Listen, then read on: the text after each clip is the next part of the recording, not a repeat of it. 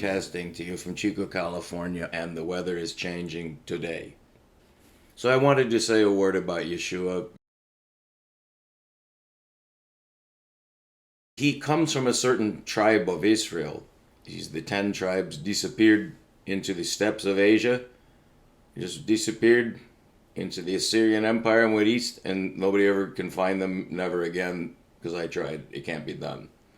I don't know how much my audience knows about Yeshua or the Bible, because I know what people think of Yeshua, okay? And I know I'm not going to offend them. What? What I said was, there's prophets everywhere. Which is, see, I know I am talking mostly to infidels, so I'm not too sure how much I should tell you. I don't trust infidels. So, but I don't want to give the impression I'm one of them. You know, you really kind of broke the law there. If well, you would want to know, better correct that. It's like I was saying, anybody could be a stupid prophet, like Jesus. Was Jesus stupid? No, not by anyone's measure. He was that man stupid. Well, I suppose if you wanted to. Well, I suppose it would be that he got caught. Hog sound, always good luck with the professor making the hog sound. He's having a good day. I am, although a weird day. And now I'm hot. That's much better. I was cold.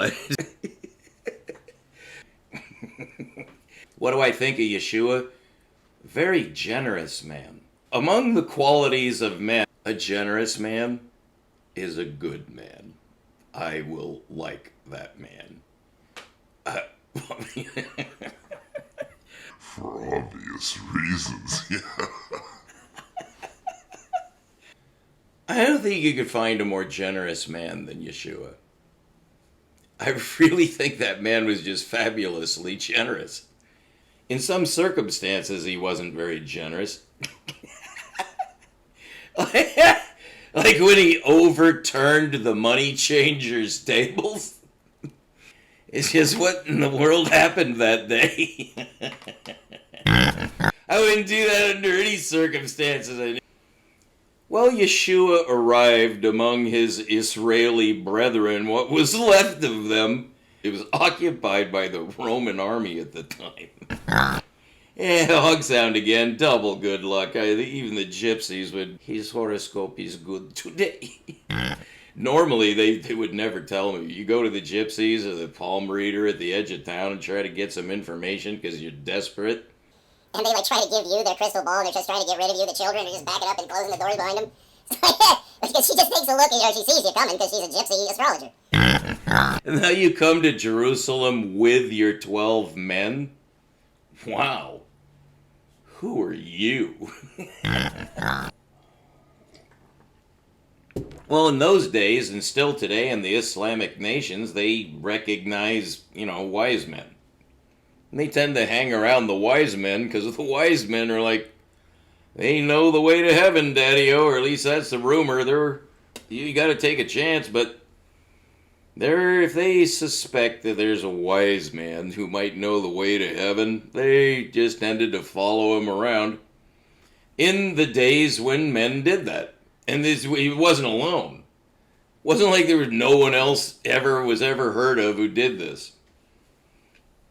Now, they do it today in Iran and throughout the Islamic world. If they smell a wise man, those men are recognized as such.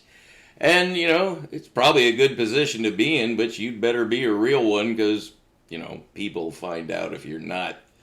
So how do you know if someone's a prophet, which is just, to me, is just, well, they're related.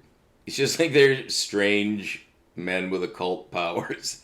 Well, I don't go with Aleister Crowley or even Von Daniken. I'm not into wacko. Although, as a boy and raised in North America, in the industrial United States right after World War II, on the west coast of the United States, I kind of dabbled in wacko stuff, yeah. I read Fabulous Furry Freak Brothers. I think I need say no more. And I know everything there is to know about Esalen, so obviously I'm also a scholar, or some kind of tolerable wacko. Or tolerable person who hangs out with known wackos. Well, that's kind of like hanging out with a prophet. And Peter found that out on the night he cried bitterly. Hey, you know this guy? Nah, never heard of him. This was the guy that just hours before really was following this man and willing to chop off the servants here who came to arrest his master. So, I mean, this is a relationship I'm not sure the gangs of New York would fully understand. And so I'll just quote Yeshua to show you what a generous man he was, and I believe still is, reigning in heaven now, from far enough away where he can't be murdered again, because he was murdered in this place called Jerusalem al-Quds. Al-Quds. Al-Quds. I try, I'm sorry, I'm not Syrian, I'm not Arabian, I'm not Persian, but I like languages. I'm a show off. That's why I wanted to learn Russian, is just because. What else? Is that exotic? Well, how about Chinese? He goes over to the money changers' tables and turns them over and spills all the beans. His coins, I don't know, I'd like to have seen this. I mean, the movie could be made of this. Just all the stuff that led up and followed from this event, the repercussions. But he upset the money changers' tables. Well, every American knows you better have a getaway car. Because you're going to be in hot pursuit pretty soon. High-speed chase through the streets of Jerusalem on the back of an ass being followed by a chariot. No, he just upset the money changers' tables in order to make a point. So he says, do not. This is a paraphrase, an American West Coast boy paraphrase of Yeshua, one of the most generous men I've ever heard of, and here's why. He upsets their money boxes, all the cash registers. He's just basically bowls filled over to overflowing with money in whole currencies of the earth, because they're charging money to get in to anybody who's not a Jew, and they're probably even charging Jews knowing what they're like for money. And it is normal, just a normal day. Jesus and his disciples can walk in and out, but not the Gentiles. They're making change because they're coming to visit God or the temple. I think it's holy, so they're coming there. You're not a Jew, so what do you have? All you have is coconuts? You're from the Polynesians? Well, you came a long way. And so they're making change because you have to pay in shekel, which is gold. It's like these peasants don't necessarily have gold.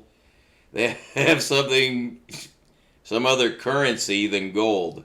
They're trying to... And so the money changers are there to help them to visit God because they're the righteous people of the earth. And Jesus just didn't like that. And I said Jesus because that's his common name here in America. But I'll continue to say Yeshua, but I wanted you to know there's no confusion here. Yeah, Jesus is Yeshua, that's right. Very generous man. So he says, do not... I'll forget her. Well, you know what he said. Don't make my Father's house a den of robbers. Well, like if I were there that day, like say I'm standing around in the choir getting ready to sing and I just hear Yeshua, the visiting master with his disciples, who just sent the coins and coconuts rolling in all directions. There is a frantic, they're not really listening because they're looking at the money. It's been upset and now it's all mixed up and it's on the floor in the dust. It's probably well swept, probably by me. If I'm in the choir, I'll be sweeping it up that night. And there's Yeshua, and I'm going, wow, I like this guy. You hear what he said about his father? That's all of us, because I'm an angel. I'm dressed as one in gold and white because I'm going to sing pretty soon. I'm the cantor of the temple. We'll just say, for the sake of the story. I can't sing, by the way. I'm not sure I could cantor, though.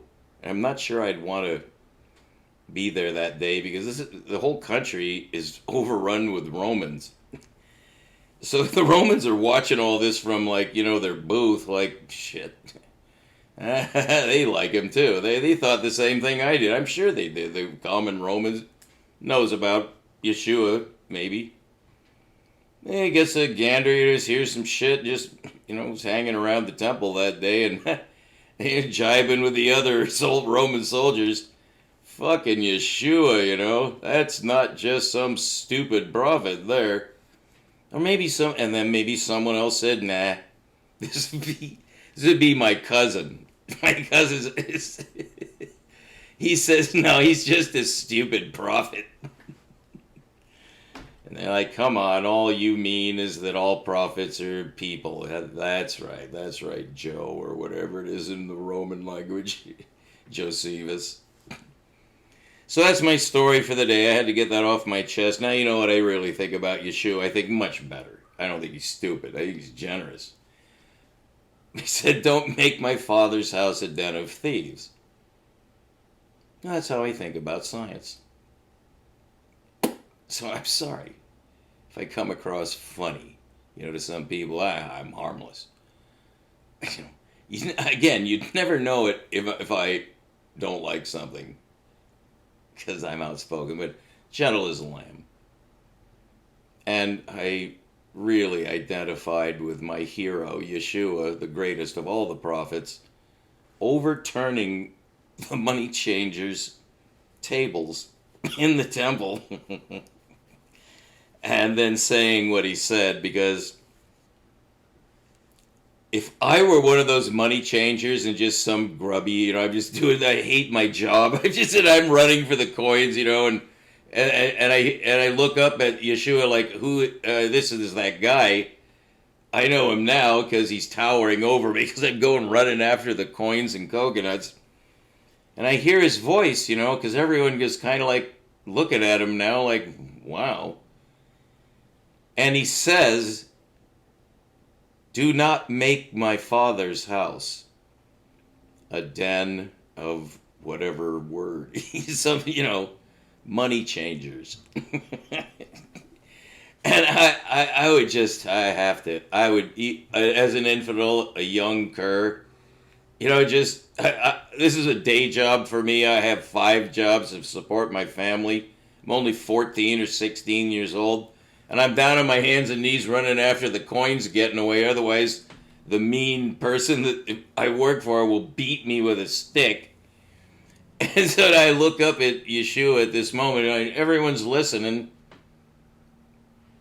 And he says that. And I'm just like converted. It's just like Billy Graham came to town. And that's what I wanted to say. That's what Yeshua means to me. At least as good as Billy Graham, in that sense. Very generous. Billy Graham was very generous. He would vomit. He got so nervous preaching the gospel to the nations. He would vomit. You can't listen to Billy Graham too long without liking him. I don't know. But Yeshua, I'm not sure Billy Graham would turn over the money changers' tables in the temple. First of all, where would he go? Well, he'd have to go to the Mormons. They're the only ones with a temple. But all modern churches keep their money tables like, these are not primitive times. I don't know. I don't know actually how it works anymore. Because I'm not Catholic. I think that's how I think of Catholics. Although I like them. Because they produced Ruja Yosef Boshkovich, I told you. Catholics, they're just another religion. I don't know why people get so funny about this stuff. you're going to need a religion someday too. You could end up wearing a grass skirt just knowing that you're at one with the stars because some miserable hypnotist said, your future is just wearing a grass skirt and living in Papua New Guinea. But to me, Yeshua is a very generous man. And I just realized, someone could alter the scene. They do this in Hollywood, but instead of Yeshua just saying that, he's also gathering up a lot of the money and stuffing it in his, seamless garment. And that's just what the Hollywood would want to do to him, too. Don't count on anything really realistic about Yeshua coming out of Hollywood or anywhere, really. Because I'm not sure anybody understands that man. He's just generous.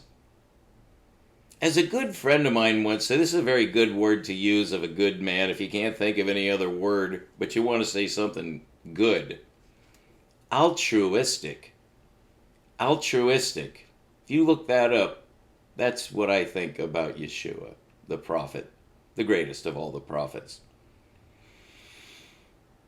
A man of wisdom is what I mean. That's what I'm attracted to, okay? I'm just going to confess to you all, I shouldn't be doing this, but I don't have any, overseers because I'm not involved with organized religion in any way.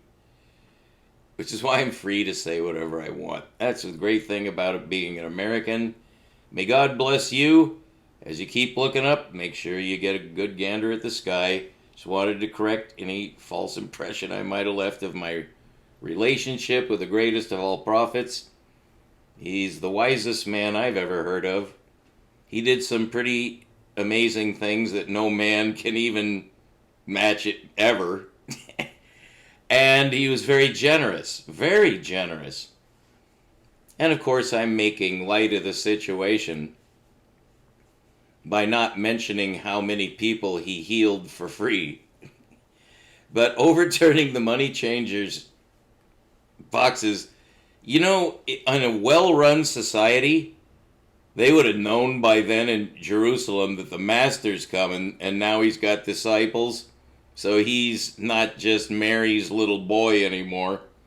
And he's coming to town. Get the frickin' money changers out for while he's here.